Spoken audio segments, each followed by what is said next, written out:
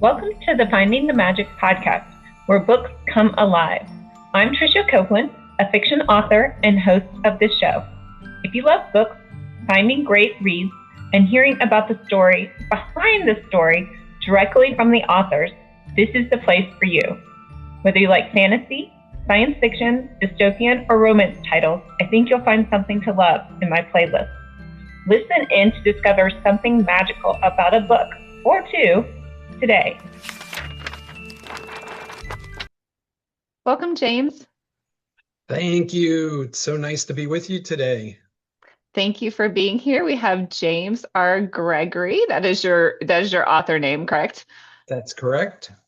And I'm not going to say a genre because you've written in several different genres, but you're talking about your most recent release today. And we can talk about the others too, Ghost Town, which is a historical fiction.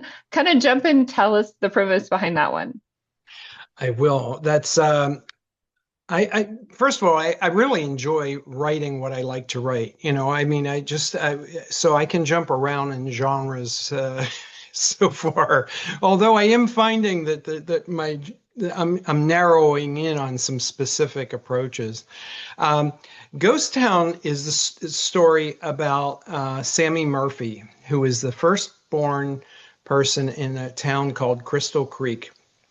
And he was also the last person in Crystal Creek. He died there. And this is his life story. And he's actually telling it from his deathbed. So it's a story about what he did through his life and how he grew up in this town. It was so isolated from everyone else. There were no other children in the town ever until he was 15.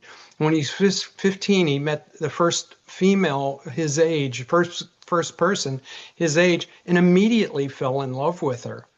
But by the time he was 15, he was a coal miner. He was working in the coal mine, and he was covered with coal dust when he came out. He met her, and she wanted nothing to do with this young kid. Nobody can blame her. And it goes into how he kind of tried to win her over and romanced her. And that's just the beginning. That's just like the early stages of the book, and it goes on from there. So he's the protagonist, and it's kind of this pure person, who's not exposed to all the rough things in life. He's protected by that just simply by his isolation.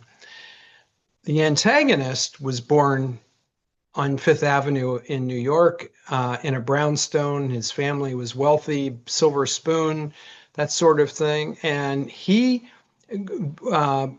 would be hanging out with the industrialists of his age, the Carnegies, the Mellons, the Fricks, and thought he was one of them. He thought he was as bright and as good of an engineer and as good of a business person as they were. And so he decided he's got to carve out his own niche in this world of the Industrial Revolution. This all takes place in about 1872. That's the beginning of it. And he decides he's going to put a corner on the coal industry, which is essential to the Industrial Revolution. It's essential for iron and steel making and the rails and everything that relating to the world of industry. And he decides, finds a place. He buys a mine, basically a hillside, and creates a mine from that.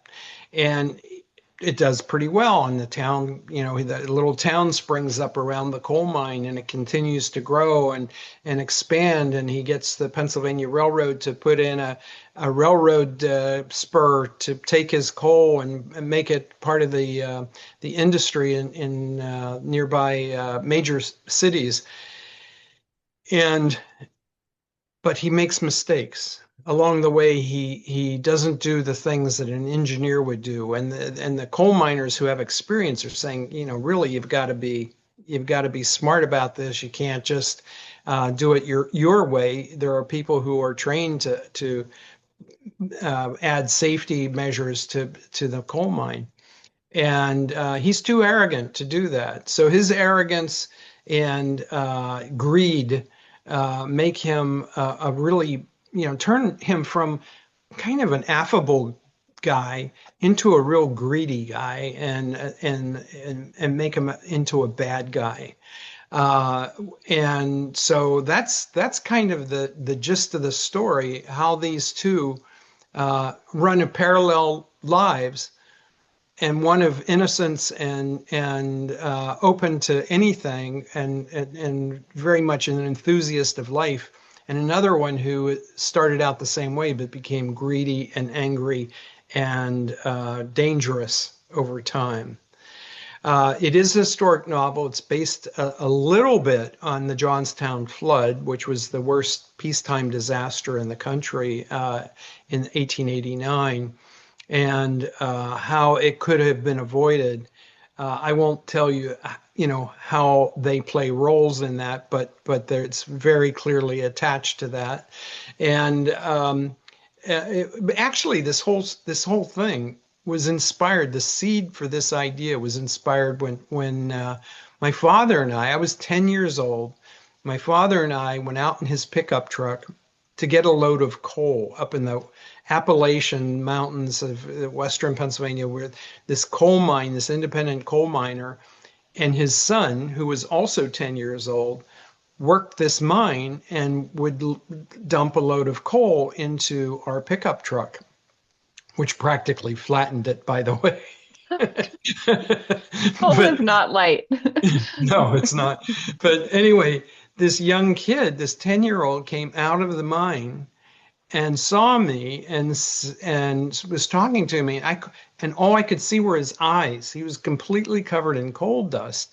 And so he was working for his father. I was with my father, and it was like, what a contrast, what an experience. So anyway, this young kid, his name was Murph, by the way, and Sammy Murphy is the main character in the book. He invites me to go into the mine. And I looked to my dad, and my dad said, "Sure, go ahead." And I was hoping and praying that my dad would say no.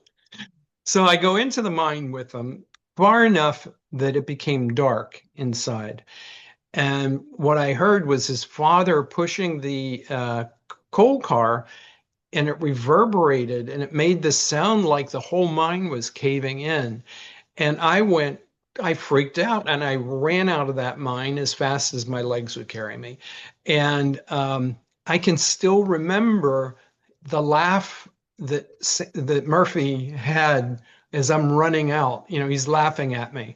And so all these years, that seed has been in my mind, and I've wanted to write about it. So that's the gist of how it originated. That's a really cool backstory. Yeah. So I'm assuming the protagonist Sam and the antagonist, I forget his name, but I'm assuming their lives intersect. Is Sam living in the town that the coal mine industrialist builds, or? Yeah, yes. Okay. Yes, in those days they were, I forget what they call them, company towns. Right. So Barry Bacon, the owner of the town and owner of the mine and everything around the area, helped build the houses for his workers. So it was just like cheap buildings, cheap structures. And he denuded the mountains, the trees, the beautiful scenery around the town, and it became dangerous. Right, that was the first major blunder, where when they had a heavy rainstorm, it basically flooded the town, and so they had to deal with that. And he wouldn't take advice. He wouldn't take knowledgeable ideas from his workers or from people, engineers, or anyone else. He knew best. But blunder after blunder, he kept pursuing his goal, which was to put a corner on the coal market. It's not far from real life. Right. Yeah. If you kind of live in that area or if you've been to that area, you kind of get that real feel of, um, just how hard it was to live there and the conditions that unsafe conditions that could potentially be there, or the stakes are pretty high in that. Even as a child, I sensed how dangerous it was. I mean, not just the fact that I, I ran for all it's worth away from it, but the the the the whole structure of the area. There was a dampness, a coldness in the mountains. There was mist everywhere all the time.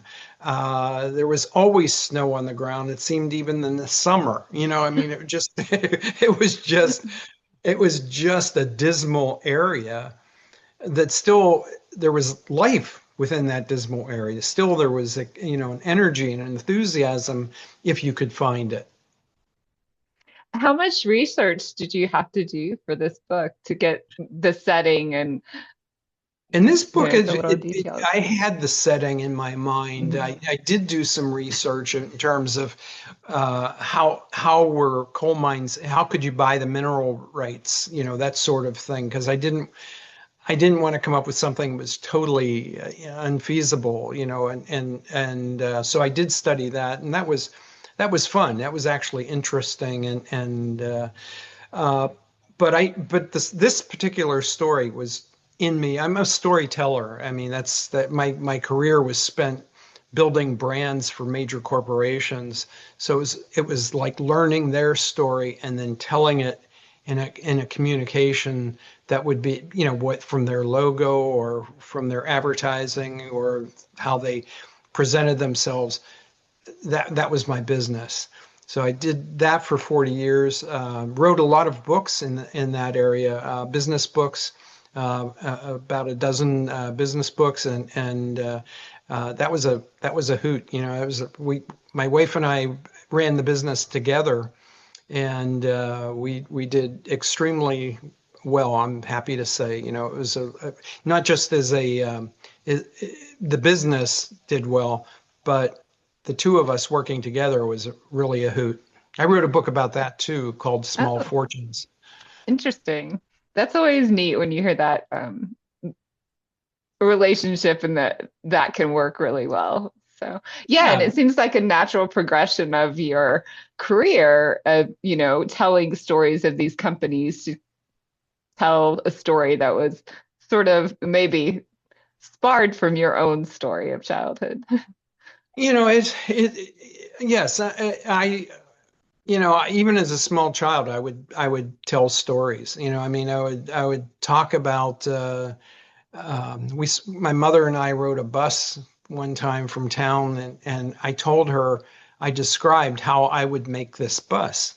How if I were making the bus, how I would make it. And I had everybody on the bus listening to my story. That became kind of legend in our family. Oh, interesting. Yeah. Every time I start, my husband like rolls his eyes Yeah, because I mean, I naturally talk that way. I think maybe authors or do, but anyway. I think So, so. I mean, you just, I can look at a, piece of paper flying down the street and make a story about it. I've just always done that. I've tried to calm down as I get more mature. now your grandkids are going to be rolling their eyes, right? We have so much fun. I have a 10-year-old and an 8-year-old, and we tell stories, we write stories, we do painting together, and it's just a blast. I mean, but they can't make anything without telling the story, behind it. Why did you paint this? Why, what's going on in this painting? And it's so much fun. It's just the best. That sounds like a lot of fun. Well, Ghost Town is your most recent release that we were talking about. Talk Yep. to me about do you want to talk about Killer App or Zephyr's War first? Well, Zephyr's War was my first book and my first novel. And It's a story about the Ukrainian capitalist who had an idea and wanted to go to New York and launch his own business, a public company in New York, and it went fairly well, except when the Russian mafia said they wanted a piece of the action. And the FBI got involved. My main character from other books that I've written, his name's Stephen. Stephen's really basically me in the story, but he comes in and gets involved and helps position the company for their IPO, and I was involved in that world. That was something that I did to help companies take them public. So I get a lot of good reviews on that in terms of people who know the industry, understand big finance, Wall Street, and that sort of thing. And they said, you clearly have been in that industry. You clearly know what's going on. And I'm very proud of that. That was really a lot of fun. So that was my first novel after writing my business books and my memoir, which was Small Fortunes. And then Killer App was about artificial intelligence. And this is a story about Bryce Bogle is his name, and he works for a family media company. And he's a journalist, and he's not too terrific of a journalist. And his parents, want him to do better, and make a suggestion of him looking into artificial intelligence and perhaps finding ways to write better. So he finds an app called Amy, Artificial Intelligence Made Easy.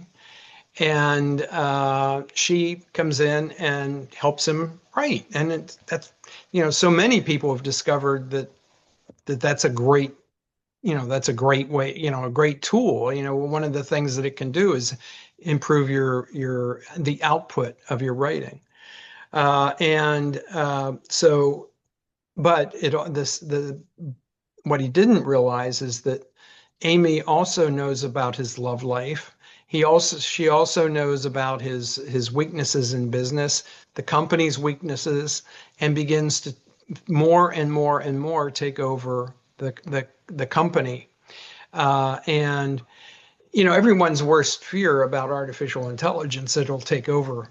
And so this addresses that right on. And I like to go for their worst fears. It's a fun read, and I actually I took a 6-week course at MIT to really understand artificial intelligence and how it works and what their goals were when they were building it. And so it's written with a knowledge. It's not. It's written with an understanding of what the originators were after. So anyway, it's a fun read, and it's not a depressing read. The basic concept is it's a tool that you can manage if you manage it. If you don't manage it, then maybe it will work against you. There's also a novella in here, which is called Artifacts. So it's a book about archaeology. And a smaller, novella on archaeology, and the concept there is, both my wife and I are aspiring archaeologists, and among other things, we do. I was like, what do you not do? but the archaeology what we did there is, you go out on archaeological digs.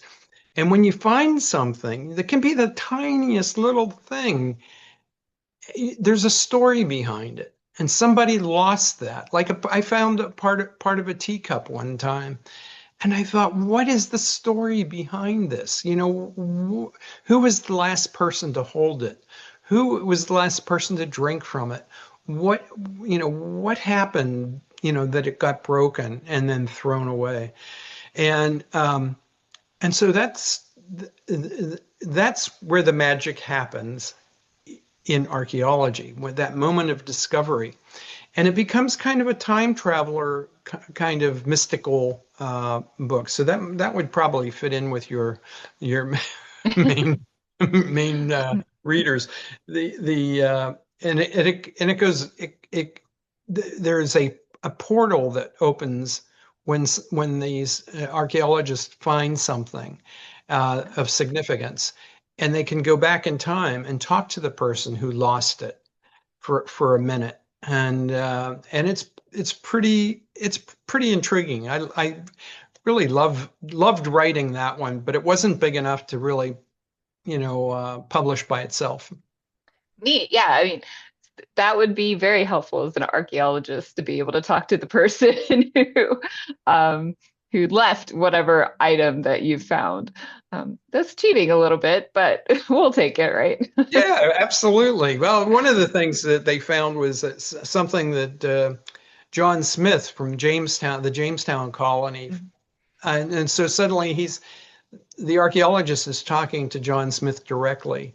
And John Smith is, those are the starving times in Jamestown where they were desperate. And he wants answers from the archaeologist. What should I do? Where should I go? And the archaeologist can't tell him, he's go upstream. The major rule in time travel, don't change the past. That's right. Exactly right. Neat. Well, it sounds like Zephyr's War is is it kind of a thriller with the angle of the mafia? Yes. And maybe Killer App, does that become kind of a thriller, sci-fi thriller as well, or is it more of a I think they're both thrillers. Okay. I think I mean, that would be the genre that I would pick for them. Okay. And in a way, Ghost Town is a thriller too. I mean, there's an historic link, but it is kind of like high tension, high anxiety, and then the conclusion, a release kind of thing. Right. I'm picturing Great Gatsby in a coal town a little bit. It's a mashup. Like the antagonist is sort of the Great Gatsby character, right? Well, you now have to read this book. Yeah, because it comes closer to that than you can imagine. Okay, so I'm giving or getting it down into the meat of this. Actually the part of the story takes place on a lake above the city of Johnstown, where these industrialists built cottages, and by cottages they were huge mansions all around the lake in a totally isolated area that nobody would go to unless there was something special there. So they built these cottages, and they were very and so our antagonist is among them. And so the Great Gatsby kind of concept fits right with that. But then there's something that happens that ruins everybody's life. Well, we won't give too much away, but yes, I'm putting all your books on my list. It's a long list, but I will get there. So, James, tell everyone where we can find you and your books. My website is jamesrgregory-books.com. jamesrgregory-books.com. Of course, you can buy them through Barnes and Noble or Amazon or anywhere books are sold, as the saying goes. But also they are available through my website. If there are links to buy them that way. Oh, great. Thank you so much. And all my business books are on there too, just in case. Yeah, in case I need to tighten up my brand a little bit. That's right. But thank you for like pitching the magic angle there. You were very on point. Good, good. Well, thank you so much, James, for being here, and I hope you'll come back when you release your next book. Tricia, thank you so much for having me. I appreciate it. I hope you enjoyed this episode of the Finding the Magic podcast. I'm your host, author and podcaster Tricia Copeland, and I love getting behind the scenes. If you like the podcast, make sure to subscribe and stop in each week to discover new authors and books. Thanks for listening, and until next time, keep finding the magic.